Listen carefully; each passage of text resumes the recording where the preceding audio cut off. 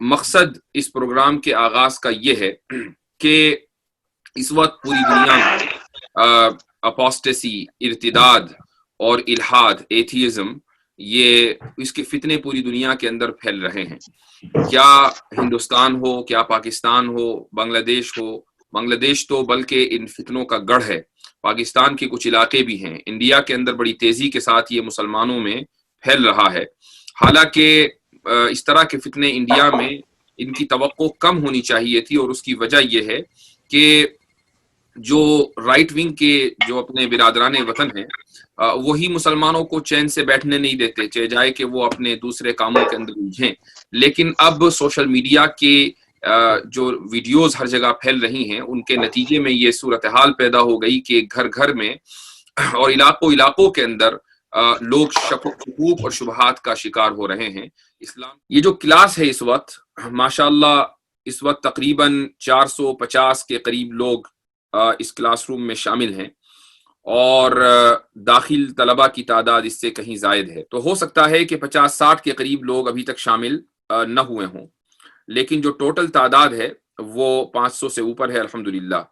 اور یہ class room ایسی کلاس ہے کہ جس میں انڈیا، پاکستان، بنگلہ دیش، اسی طریقے سے ساؤتھ افریقہ، امریکہ، قطر، سعودی، جاپان اور بھی بہت سے ممالک ہیں جن کے طلبہ الحمدللہ یہاں شریک ہیں. تو یہ تو رہا آپ کا جغرافیائی تنوع، یعنی ڈیموگرافک جو ویریشن ہے. دوسرا مسئلہ یہ ہے کہ جو بیک گراؤنڈ ہے ایجوکیشنل، تعلیمی، وہ بھی الگ الگ ہے. تو کچھ لوگ مدارس کے فیلڈ سے آتے ہیں، مدارس کے بیک گراؤنڈ سے، اور کچھ لوگ یونیورسٹی بیک گراؤنڈ سے آتے ہیں. تو دونوں کی جو اصطلاحات ہیں، ٹرمینالوجی ہیں، وہ الگ الگ ہیں.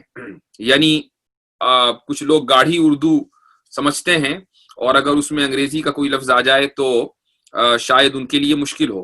اور کچھ لوگ گاڑھی انگریزی سمجھتے ہیں کہ اس میں اگر اردو کا لفظ آ جائے تو شاید مشکل ہو.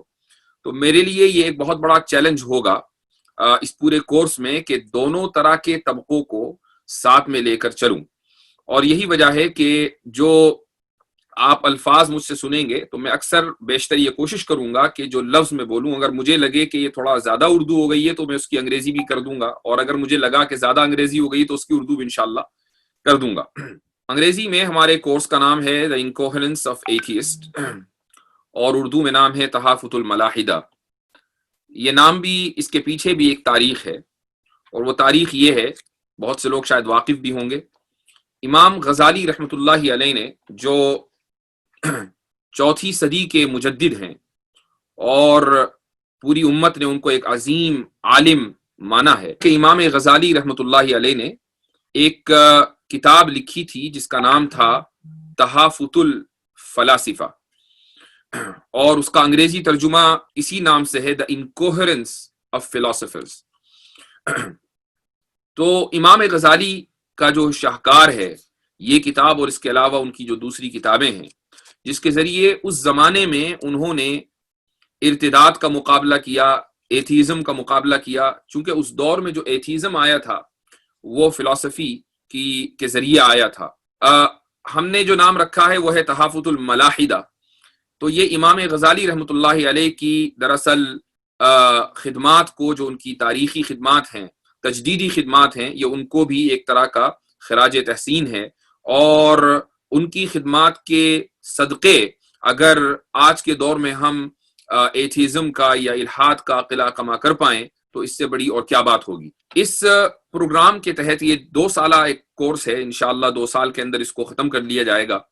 اور اس کے تحت مختلف موضوعات ہیں، الگ الگ سبجیکٹس ہیں. آپ نے دیکھا ہوگا اشتہار میں کہ الگ الگ سبجیکٹس کی جو ٹوٹل لسٹ ہے اس میں 18 سبجیکٹس ہیں، اور اس میں جو پہلا سبجیکٹ ہم نے لکھا ہے وہ ہے انٹروڈکشن ٹو ویسٹرن سویلائزیشن، یعنی مغربی تہذیب کا تعارف اور تفہیم. شرح عقائد میں ایک شروع میں مبحث ہے، شروع میں ڈسکشن ہے اسباب علم کا. اسی کو ہم انگریزی میں ایپسٹیمولوجی کہتے ہیں، ایپسٹیمولوجی. اور ایپسٹیمولوجی کا مطلب یہ ہوتا ہے کہ ہم علم کیسے حاصل کریں. تو مغرب نے، ویسٹرن سویلائزیشن نے یہ بتایا کہ علم 2 طریقوں سے حاصل ہوتا ہے. آبزرویشن یعنی جس کو ہم مشاہدہ اردو میں بولتے ہیں، عربی میں بولتے ہیں، اور ایکسپیرینس جس کو ہم تجربہ بولتے ہیں۔ چوتھا بڑا چیلنج ہے اکنامکس، پالیٹکس، سوشل سائنس۔ ان تین چیزوں کے اندر ہم مغربی تہذیب کو معیار حق سمجھتے ہیں، اسٹینڈرڈ سمجھتے ہیں کہ بھئی یہاں سے جو چیز نکلی ہے وہی حق ہے۔ کن چیزوں کے اندر؟ اکنامکس میں، یعنی معاشیات میں، اقتصادیات میں۔ آج کے دور میں جو اقتصادی فلسفہ ہے پوری دنیا میں وہ ہے کیپٹلزم، جس کو ہم اردو میں سرمایہ دارانہ نظام کہتے ہیں۔ آپ ذرا سرمایہ دارانہ نظام کے خلاف کوئی دوسرا نظام چلا کر دکھائیے۔ میں لوکل محلے کی سطح پر بات نہیں کر رہا ہوں، بلکہ میں ایک ملکی سطح پر بات کر رہا ہوں کہ جس ملک نے سرمایہ دارانہ نظام کو مسترد کرنے کی کوشش کی تو پوری دنیا کے سرمایہ دار اس کے خلاف ہو کر اس ملک کو ختم کرنے کے پیچھے لگ جاتے ہیں۔ یہ ماننا پڑے گا پوری دنیا کو ان لوگوں کے مطابق کہ سرمایہ دارانہ نظام ہی حق اور بہتر معاشی نظام ہے۔ یہ جو ہمارے ذہنوں میں تصور بیٹھ گیا یہ مغرب نے بٹھایا ہے۔ مغرب کے اس فلسفے کو ہم نے معیار حق سمجھ لیا کہ کامیاب ہوگا تو یہی ہوگا، کوئی دوسرا نظام کامیاب نہیں ہوگا۔ پہلی بات۔ دوسری بات، پالیٹکس میں، سیاست میں جس نظام کو ہم نے حق سمجھا ہوا ہے وہ ہے جمہوریت۔ لہٰذا آج خلافت کے بارے میں بات کرتے ہوئے بھی لوگ ڈرتے ہیں۔ لوگوں کو ڈر لگتا ہے کہ ارے خلیفہ کا نام لے لیا، خلافت کی بات کر لی، خلافت کے فلسفے کو ذکر کر دیا، حالانکہ جمہوریت حکومت کرنے کا محض ایک طریقہ ہے جو مغرب نے دنیا کے سامنے پیش کیا ہے۔ دنیا میں بہت سے طریقے آج بھی رائج ہیں۔ کہیں بادشاہت ہے، آپ سعودی عرب میں چلے جائیے، نہ وہاں جمہوریت نہیں ہے نہ خلافت ہے، وہاں بادشاہت ہے، اور اس بادشاہت کا مکمل سپورٹ ہے پوری دنیا سے، کسی کو اعتراض نہیں ہے اس بادشاہت کے اوپر۔ کہیں ڈکٹیٹرشپ ہے۔ تو یہ الگ الگ طریقے ہیں۔ خلافت کے اوپر کوئی بات نہیں کرنا چاہتا۔ کیوں؟ اس لیے کہ مغرب نے یہ سکھا دیا، مسلمانوں کو بھی یہ سکھا دیا کہ خلافت پر بات کرنا اور اس کو سپورٹ کرنا اور اس کے فضائل بیان کرنا یہ دراصل دہشت گردی کو پروموٹ کرنا ہے، چونکہ جو حق ہے وہ جمہوریت ہے۔ ہم نے اس طریقے سے مغرب کو معیار حق سمجھ لیا۔ ایسے ہی آئیے آپ سوشل سائنسز میں۔ سوشل سائنسز کے اندر بہت سارے مسائل ڈسکس ہوتے ہیں۔ مثلا ایک مسئلہ ہوتا ہے عورت اور مرد کے درمیان مساوات۔ آپ ذرا کہیں پر کھڑے ہو کر ایسی جگہ جہاں آپ کا اپنا حلقہ نہ ہو، مکس گیدرنگ ہو، الگ الگ حلقے کی نمائندگی ہو، وہاں کھڑے ہو کر یہ کہہ کر دکھائیے کہ مرد اور عورت مساوی نہیں ہے، ان کے درمیان ایکوالٹی نہیں ہے، ان کے درمیان مساوات نہیں ہے، کہہ کر دکھائیے۔ ہم نے یہ سمجھ لیا کہ مساوات اور ایکوالٹی بٹوین ٹو جینڈرز، یعنی دونوں جنسوں کے درمیان برابری، یہ ایک حق نظریہ ہے۔